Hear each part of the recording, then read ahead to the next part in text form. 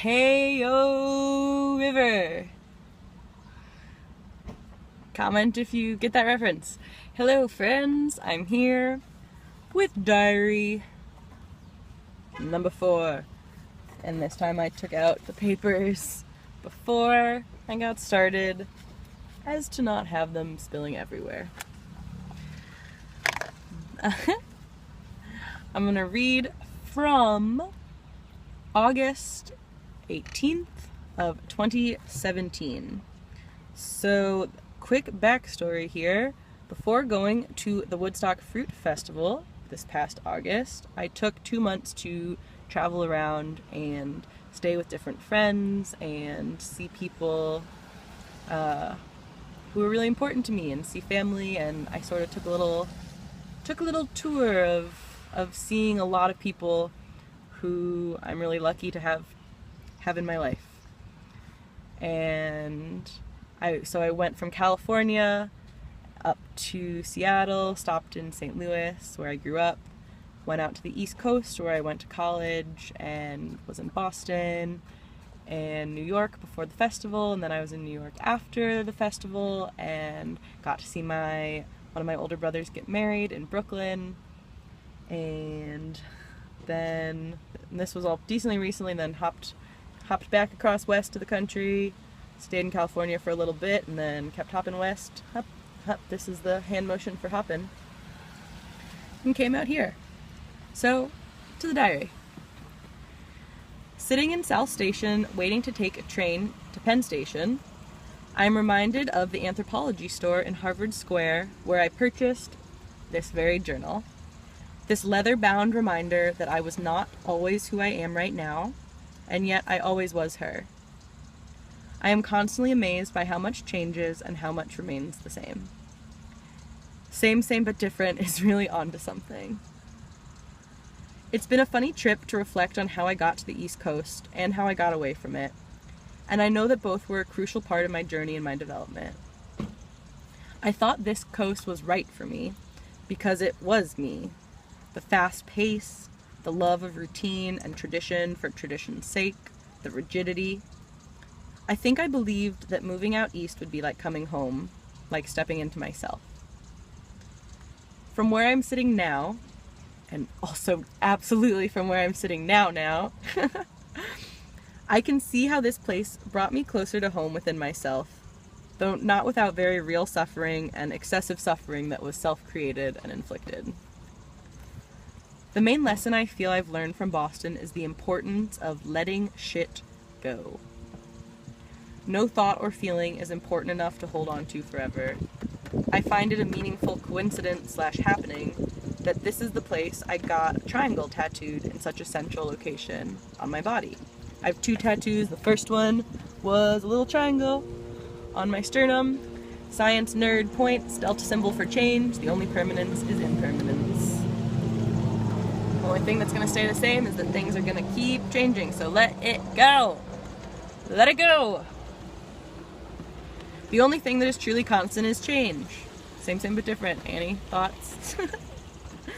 Every moment is beautifully unique. Every breath is special because it will not happen again. I'm going to pause and put the windows up because we're getting some rain.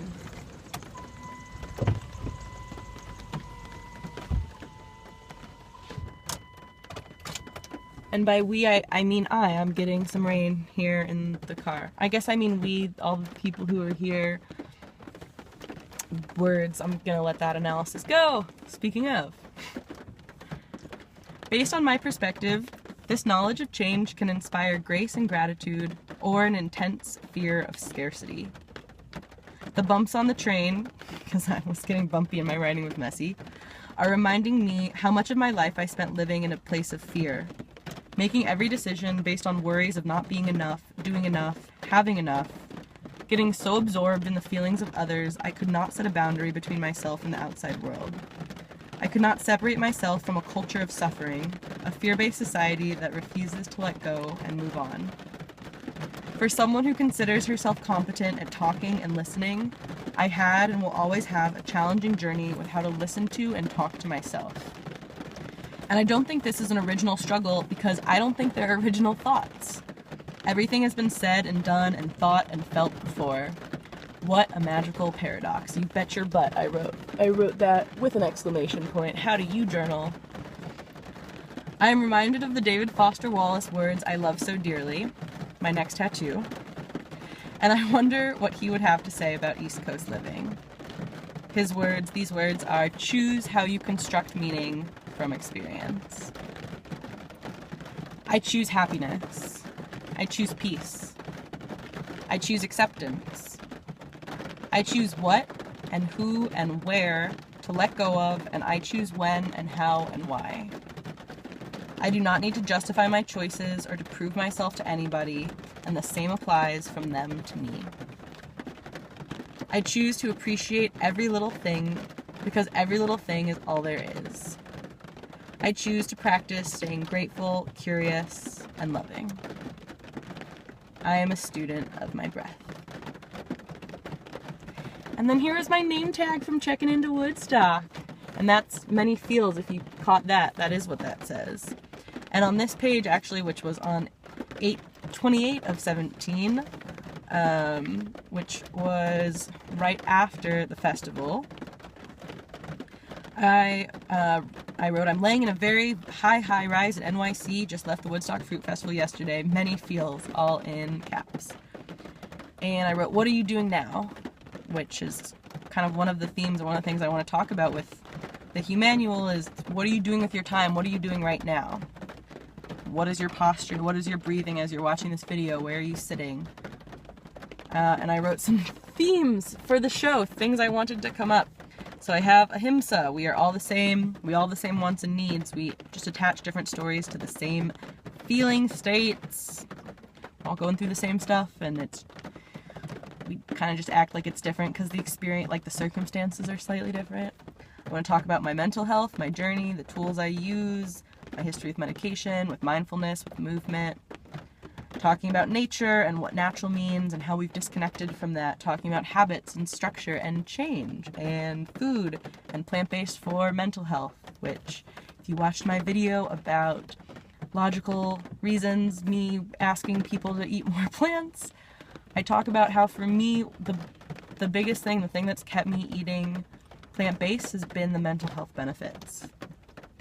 And I also want to talk about historical context. This is a lecture show, so I want to talk about the history of factory farming, of high-rises, of big cities, of all the things that we are doing.